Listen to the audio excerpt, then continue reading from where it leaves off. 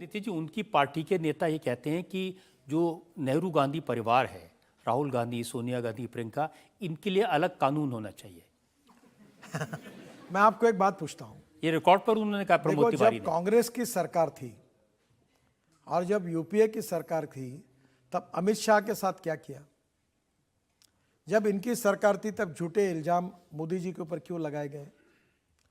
अमित शाह जी को ये क्यों पूछा गया कि आप बताओ, माफी का साक्षीदार बनो, मोदी जी का नाम बताओ, हम आपको छोड़ देंगे? ये कौन सी राजनीति है? और इसलिए मुझे लगता है कि हम लोग सब लोग मिलकर विचारों के आधार पर राजनीति करें। राजनीति में और लोकतंत्र में गुणात्मक बदल करें। मतभेद हो सकते हैं, मतभिन्नता हो सकती है, पार्टियां अलग हो सकती है, झंडे अलग हो सकते हैं, नेता अलग हो सकते हैं, पर इस देश का विकास, गरीब आदमी का विकास और संसदीय लोकतंत्र हमारी आस्था है। पार्लियामेंट हमारे मंदिर है, वहाँ की गरिमा को भी कायम रखना हम सबका काम है। मुझे लगता है इसका भी विचार होना चाहिए ताकि हम लोग लोकतंत्र को यशस्वी करें। और सामान्य जनता जब देखती है टीवी पर और जिस प्रकार का माहौल तैयार होता है, तो लोगों का लोकतंत्र पर भी नहीं, सिस्टम का विश्वास कम होता है। ये अच्छी बात नहीं है। पूरी दुनिया में नितिन जी, न्यूयॉर्क टाइम्स जैसे अखबार वो क्या लिखते हैं कि मोदी बहुत पॉपुलर है, बहुत पावरफुल हो गए हैं, और इसकी वजह से अब वो जुडिशरी को झुकाने की कोशिश कर रहे हैं। हमारी सरकार ने और हमारे प्रधानमंत्री जी ने वो हर समय जुडिशरी का सम्मान करते हैं, मीडिया का सम्मान करते हैं, लोकतंत्र का सम्मान करते हैं। और जब पहली बार पार्लियामेंट में आए तो मुझे याद है, मैंने आंखों से देखा, उन्होंने नीचे झुककर पार्लियामेंट में नमस्कार किया और उसके बाद वो पार्लियामेंट में आए थे।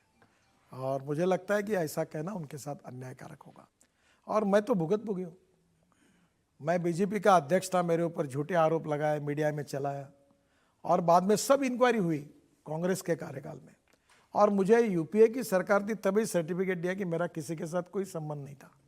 तो कभी ना कभी क्या होता है कि झूठी बातों के कारण जिस व्यक्ति पर अन्याय होता है, परिवार पर भी अन्याय होता है, पार्टी पर भी अन्याय होता है। हमने कोई भी जांच जो है किसी के ऊपर इल्जाम लगाने के पहले वेरीफाई करना चाहिए। केजरीवाल ने आपसे माफ़ी मांगी थी। देखिए, बहुत सी बार ऐसे कभी लग जाती है बातें, वो गलतफहमी में हो जाती है, क्योंकि राजनीति में ऐसे भी लोग होते हैं कि एक दूसरे के खिलाफ झूठा कागज पहुंचाते रहते हैं। हमारा काम है कि किसी ने कोई भी कागज देके वेरीफाई करने चाहिए। और मुझे लगता है कि हम थोड़ा हेल्दी वातावरण बनाएं। हमारी पार्टी, हमारे प्रधानमंत्री, हम पूरी, ये लोकतंत्र 4 पैरों पर खड़ा है। एक जुडिशरी है, दूसरी एग्जीक्यूटिव विंग है, तीसरी मीडिया है, और चौथी हमारी विशेष रूप से न्यायपालिका है। तो ये जो मीडिया, न्यायपालिका, एग्जीक्यूटिव विंग, लेजिस्लेटिव विंग, ये चारों पर जो हमारा लोकतंत्र खड़ा है, वो लोकतंत्र का सम्मान रखना। और ये वर्ल्ड की हम सबसे बड़ी डेमोक्रेसी है, मदर ऑफ डेमोक्रेसी कहा जा रहा है। लेकिन नितिन जी, वो कहते हैं कि हमारे परिवार ने बलिदान किए हैं, हमारे परिवार ने शहादत की है, इसलिए आप इस परिवार पर सवाल नहीं उठा सकते। देखिए, इसलिए कोर्ट उन्हें सजा नहीं दे सकता। देखो, लोकतंत्र में व्यक्ति कितना भी बड़ा हो, कानून के सामने सब समान है।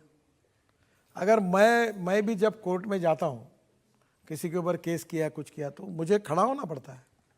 ऐसा नहीं होता कि कोई भी व्यक्ति को कानून के सामने जो जज बैठता है, जैसे आज मैं यहाँ बनाऊँ, वहाँ सम्मान्य जज साहब बैठे हैं, और इसका मुकदमा चलने के बाद उनका फैसला अंतिम होगा, और उसको सम्मान करना यही लोकतंत्र है।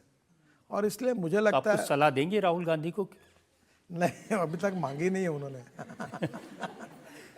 मैं जहाँ तक हूँ, मैं सबको यही कहूँगा कि सब पार्टियाँ, सब नेता मिलकर हम लोकतंत्र का गरिमा बढ़ाएं। देखिए, वो तो कहते हैं कि मैं माफ़ी नहीं मांगूंगा, मेरा सरनेम सावरकर नहीं है। वो वीर सावरकर को माफ़ी वीर कहते हैं। देखिए, मुझे इस बात का बहुत दुख है कि वीर सावरकर को मैंने पढ़ा है, मैं उनके परिवार की कुर्बानी को जानता हूँ। उनकी माझी जन्मटेप करके किताब है, उसका हिंदी संस्करण निकला है, वो पढ़ते पढ़ते मैं रो रहा था। इस देश के लिए जितना त्याग, बलिदान सावरकर जी ने किया है, उतना किसी ने नहीं किया। भाई, परिवार, पूरे उनके घर का परिवार बर्बाद हो गए इस देश के लिए। उनका साहित्य, उनकी कविताएं लता मंगेशकर, हृदयनाथ मंगेशकर, आशा भोसले ने गाई हुई है, और ज़्यादातर मराठी में है। देखो, सावरकर जी के बड़प्पन के बारे में, उनके विचारों के बारे में मतभिन्नता हो सकती है, पर सावरकर जी के बारे में ऐसा कहना बहुत ही गलत है और इससे बहुत ठेस पहुंची है। और इस बार बार बार सावरकर जी का ऐसा उल्लेख करना मुझे लगता है ये बहुत अन्यायकारक है, ये नहीं होना चाहिए। हाँ, उनकी बात कहे ना, वो उनको अगर सावरकर जी के विचारों के बारे में उनके मन में कुछ मतभिन्नता होगी, मैं समझ सकता हूँ। गांधी जी की एक विचारधारा थी, सावरकर जी की एक विचारधारा थी, डॉक्टर राम मनोहर लोहिया जी ने एक विचारधारा रखी, फिर कोई साम्यवादी थे, उनकी अपनी एक विचारधारा थी। हम अपने अपने विचारों के प्रति वो ईमानदार थे। मैं एक बार अक्सर कहता हूँ, मतभिन्नता हमारे देश में रहती है, उसमें अड़चन नहीं है, पर मत शून्यता, विचार शून्यता, ये हमारी समस्या है। Neither rightist nor leftist, we are non opportunist. Ganga गए गंगादास, यमुना गए यमुना, ये नहीं जरूरी। हमारे विचारों के प्रति जो भी विचार है, भले उसको मान्यता है नहीं है, उस विचारों पर ईमानदारी से श्रद्धा रखकर काम करना और उसके साथ कटिबद्धता रखना, ये बहुत आवश्यक है। जी, अब चुनाव आने वाले हैं, इस बात की बड़ी चर्चा है कि ईडी की वजह से 14 पार्टियां इकट्ठी होकर सुप्रीम कोर्ट चली गई कि ये सरकार तो हम सबको फंसा रही है, सारे विरोधी दलों को जेल में भेज रही है। ईडी, इनकम टैक्स, सीबीआई, जो कानून है उनके अधिकार है, उसके ऊपर अपना काम करती है। उनको सरकार से कोई इंस्ट्रक्शन नहीं मिलते। ये क्या हुआ है कि अपोजिशन पार्टी में ऐसा है, वो एक कहावत थी, मरता क्या नहीं करता। मोदी जी के नेतृत्व में लगातार हम चुनाव जीत रहे हैं और इसलिए स्वाभाविक रूप से वो एक हो रहे हैं। उनको पता चला कि हम इनको हरा नहीं सकते, तो इसलिए एक हो रहे हैं। तो मुझे लगता है कि ये जो बातें जो हो रही है गलत है, और जो गाते हुए इसमें से अगर गड़बड़ियाँ बाहर निकल रही है तो स्वाभाविक रूप से सच्चाई है कि गड़बड़ हुई है। तो मुझे लगता है इसके बारे में तकरार करना गलत बात है।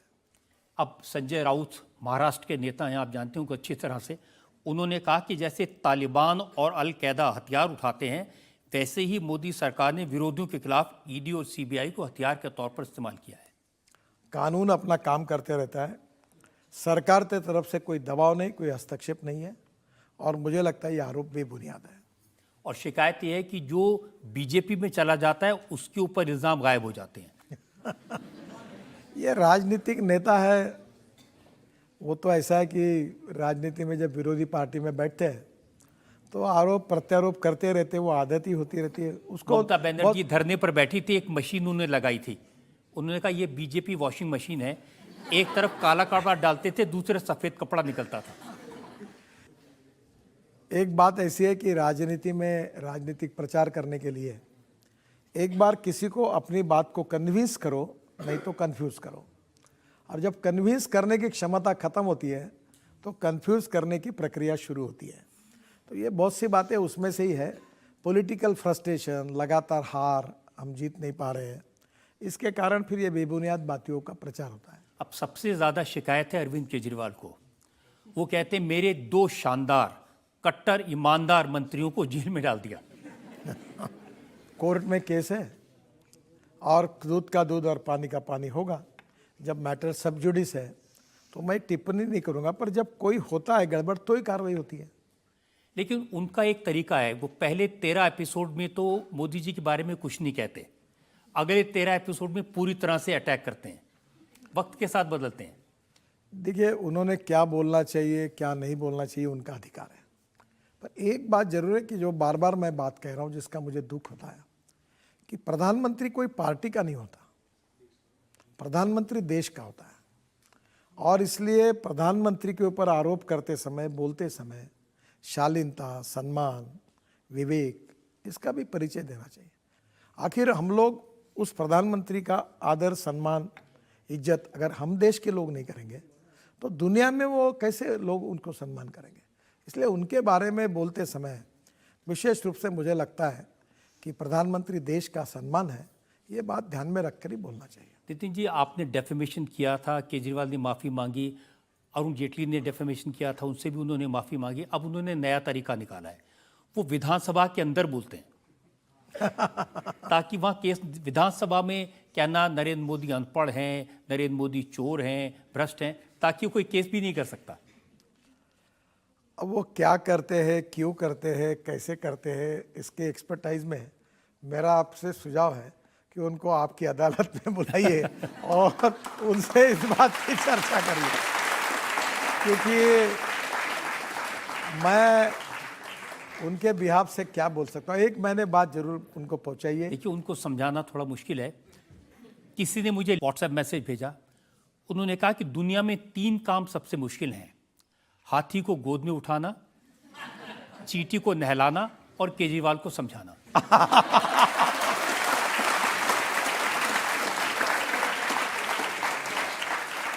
अब मैं इसके ऊपर क्या कमेंट्स करूं। आखिर ऐसा है कि राजनीति में कभी उनकी आजकल मुलाकात तो नहीं होती, पर आपकी बात जो आपने कही है, अगर मौका मिला तो मैं भी समझाने का प्रयास करूंगा।